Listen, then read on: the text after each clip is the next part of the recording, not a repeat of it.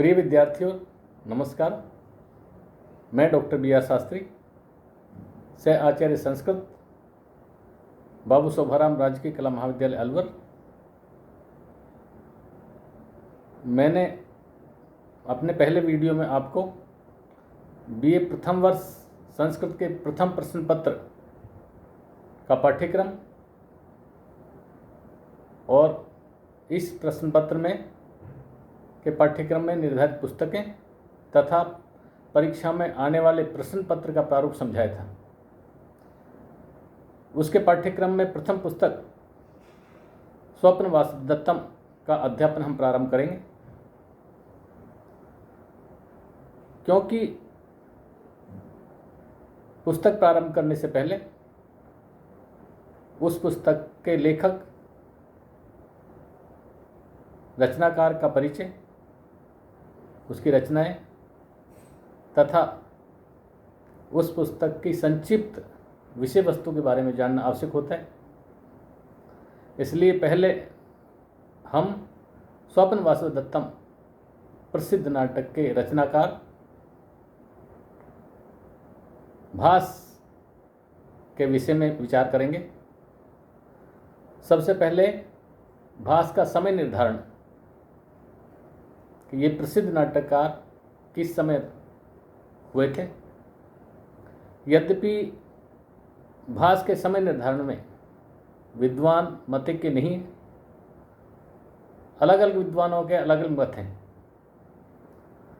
तथापि सभी मतों का अध्ययन करने के उपरांत ये निष्कर्ष निकलकर सामने आता है कि भास का समय ईस्वी पूर्व 5वीं शताब्दी से लेकर ईस्वी 5वीं शताब्दी तक निर्धारित होता है। उसके नाटकों में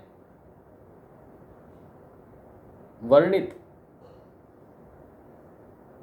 सामाजिक रीति रिवाज, संस्कृति, भौगोलिक स्थिति के आधार पर उसका समय का भी निर्धारण होता है, क्योंकि महाकवि कालिदास ने अपने नाटकों में भास का चर्चा की है। इसलिए ये निश्चित हो जाता है कि भास कालिदास के पूर्ववर्ती थे, क्योंकि कालिदास का समय ईस्वी प्रथम शताब्दी निर्धारित होता है।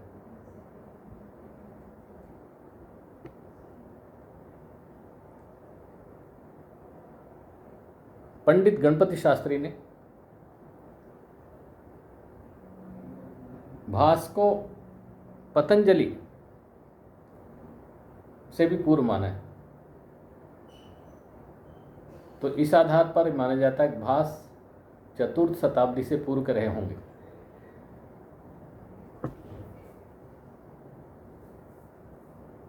अश्वघोष के बुद्ध चरित में भास का एक श्लोक आया है, तो इससे निर्धारित होता है कि भास अश्वघोष से पूर्ववर्ती थे। तो इस आधार पर भास का समय 5वीं शताब्दी ईस्वी पूर्व भी संभावित होता है। तो ये इसका समय निर्धारण के संबंध में विभिन्न मत थे।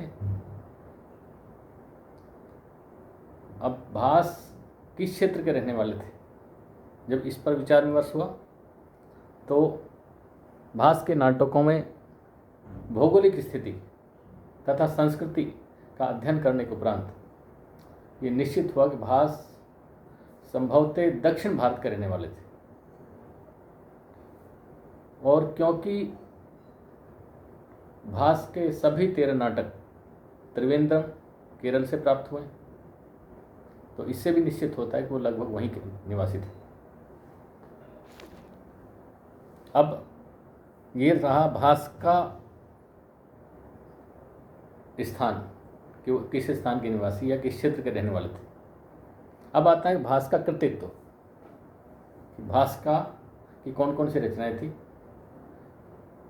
संस्कृत साहित्य में उनकी क्या देन रही, क्योंकि यद्यपि हमारे पास अथाह साहित्य था, लेकिन विदेशी आक्रांताओं ने समय समय पर हमारे साहित्य को नष्ट कर दिया। लेकिन साहित्य प्रेमियों ने प्रयास करके कुछ साहित्य छुपा दिया या उनसे बचा कर रखा, जो इधर उधर छुपा रहा। लेकिन बाद में जब साहित्य का अनुसंधान किया गया तो 1919 में इसी अनुसंधान के तहत त्रिवेंद्रम में पद्मनाभन के निकट मल्लिकार मठम एक स्थान पर भास के नाटक प्राप्त हुए, जो कि ताड़पत्र पर लिखित थे। कुछ नाटक बाद में प्राप्त हुए।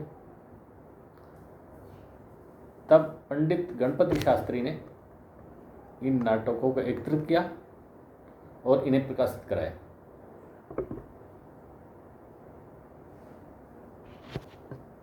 पंडित गणपति शास्त्री के द्वारा प्रकाशित भास के 13 नाटक निम्नानुसार थे। पहला प्रतिमा नाटकम, अभिषेक नाटकम, पंचरात्रम, मध्यम व्यायोग, दूत घटोत्कच, कर्णभारम, दूतवाक्यम, उरुभंगम, बालचरितम, चारुदत्तम, अविमार्कम, स्वप्नवासदत्तम और प्रतिज्ञा योगेंद्रायण। ये 13 नाटक भास के प्राप्त हुए, जिनको प्रकाशित कराया। अब भास के स्थान निर्धारण, उसके व्यक्तित्व और कृतित्व के बाद अब हमारे पाठ्यक्रम में जो पुस्तक है स्वप्नवासदत्तम, अब उसके अध्ययन से पहले हमको, क्योंकि स्वप्नवासदत्तम भास के इन्हीं नाटकों में से, उसकी विषय वस्तु से पहले हमको प्रतिज्ञा योगेंद्रायण, जो भास के इन्हीं नाटकों में आधारित है, भास का प्रसिद्ध नाटक प्रतिज्ञा योगेंद्रायण की कथा वस्तु को संक्षिप्त रूप से हमें पढ़ना होगा। क्योंकि यदि हमने प्रतिज्ञा योगेंद्रायण की कथा वस्तु को हमने ध्यान में नहीं दिया तो स्वप्नवासदत्तम की कथा वस्तु को समझने में हमें कठिनाई होगी। क्योंकि जहाँ पर प्रतिज्ञा योगेंद्रायण की कथा समाप्त होती है, उसके बाद स्वप्नवासदत्तम की कथा प्रारंभ होती है। स्वप्नवासदत्तम प्रतिज्ञा योगेंद्रायण की संक्षिप्त रूप से कथा वस्तु यह है। ईस्वी पूर्व प्रसिद्ध राज्य था वत्स, जिसका राजा उदयन था और उसकी राजधानी का नाम कौशाम्बी था, जो यमुना के तट पर इलाहाबाद के पास थी।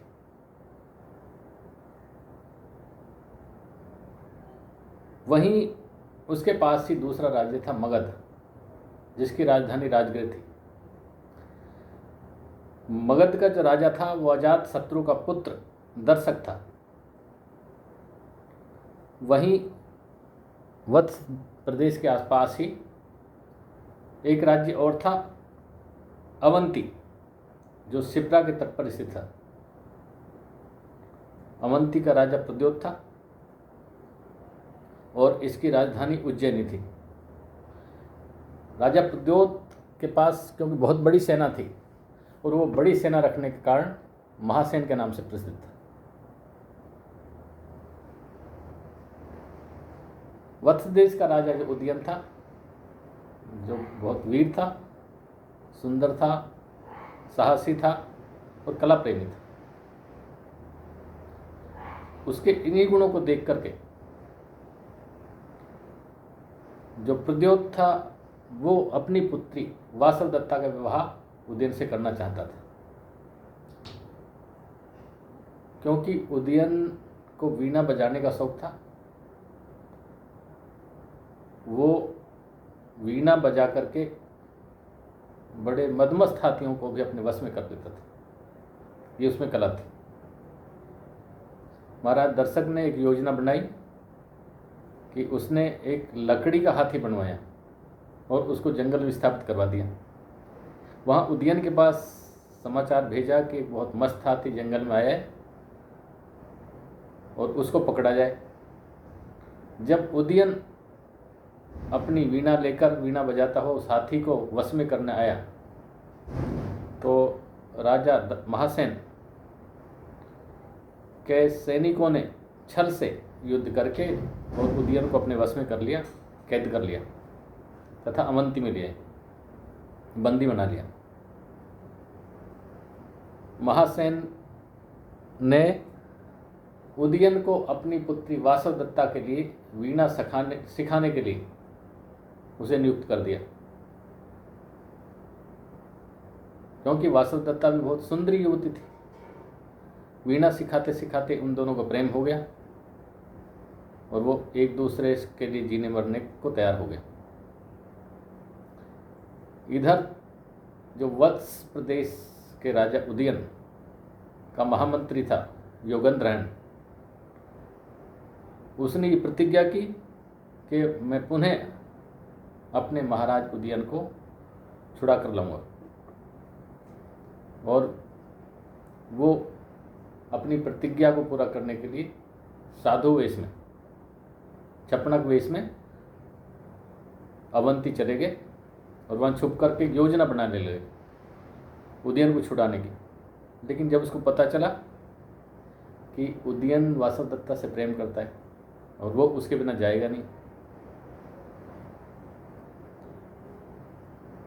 तो उसने अपनी वो युद्ध करने की जो योजना थी